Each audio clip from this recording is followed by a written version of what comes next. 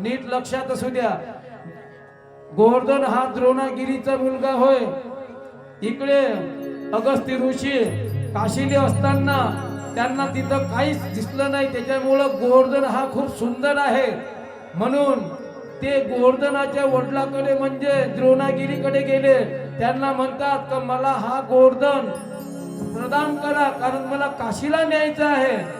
तर त्यावेळेस सांगितलं तर द्रोणागिरी म्हणतात, ज्याला तुम्हाला न्यायचं आहे त्याला तुम्ही विचारा. मग द्रोणागिरी म्हटल्यानंतर गोवर्धनाला विचारण्यात आलं. गोवर्धन म्हणतात, ठीक आहे मी येईल, परंतु माझी एक अट आहे. कोणती? का तुम्ही जिथं स्थित ठेवाल त्या ठिकाणाहून मी हलणार नाही. त्यांनी मंजूर केली.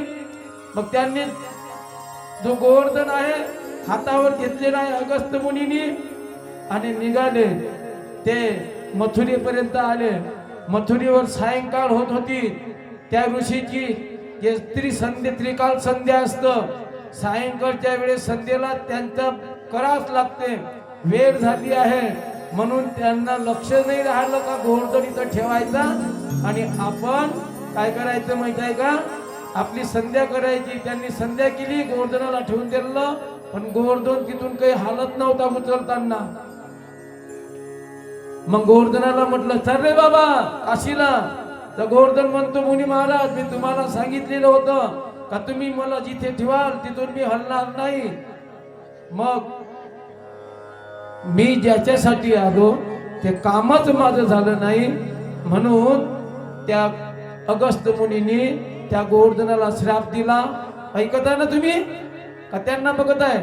त्यांना नंतर बघा, पण पहिले हे ऐकून घ्या महत्वाचा मुद्दा. तर खाली बसा तुम्ही, कारण ते दिसत नाही म्हणून ते तुमच्याचकडे बघत आहेत. तर अगस्त्य मुनीनं म्हटल्याप्रमाणे आले नाहीत, म्हणून अगस्त्य मुनीनं श्राप दिला गोवर्धनाला. हे एवढा सुंदरतेचा तुला अभिमान आहे, जा तुला श्राप देतो मी. तू एवढा सुंदर समजतोस ना स्वतःला, जा तुझी सुंदरता नष्ट होईल. एवढा सुंदर होता हो. तुम्ही पाहिला का गोवर्धन? गोवर्धन कोणी बघितला? कोणीच नाही. ज्यानं गोवर्धन बघितला असं एवढा सुंदर होता, पण आज नुसतं दगड आहे. दगड आहे फक्त काळाशिला. आणि सांगितलं तो किती 21 किलोमीटर उंच होता आणि 21 किलोमीटरचा त्याचा घेर होता. त्याला सांगितलं, जा तू दर दिवसाला तीळ कमी होशील. म्हणून तेव्हापासून तो तीळ 21 किलोमीटर उंची होती, तेव्हापासून तीळ दर दिवसाला तो नष्ट होत आहे. आज नसल्या दाखल आहे, नसल्यासारखा आहे असा तो गोवर्धन. त्याला श्राप आहे तो अगस्त्य मुनीचा. आणि मग तुम्हाला एक प्रश्न केला होता मी का भगवंताला 57 भोग आणले ना तुम्ही? किती आणले? 56. मी 57 सांगितले नाही, 55 सांगितले नाही. किती सांगितले होते का? आता त्याचं कारण तुम्ही सांगा, का सांगितले 56? भगवंत, आता त्याचं उत्तर आहे का? भगवंत पाणी द्रोणागिरी आपला गोवर्धन उचलला तर किती दिवस पाणी पडलं? हा बहुत बढिया. किती दिवस? 7 दिवस एकसारखं.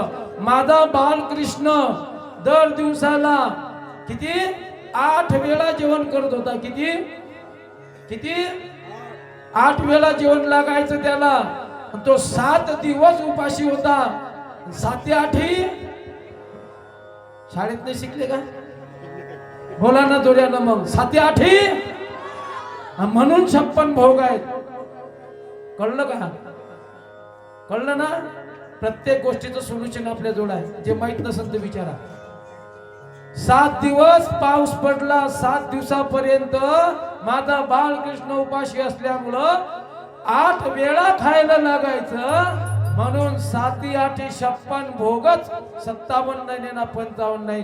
गोपाल कृष्ण भगवान की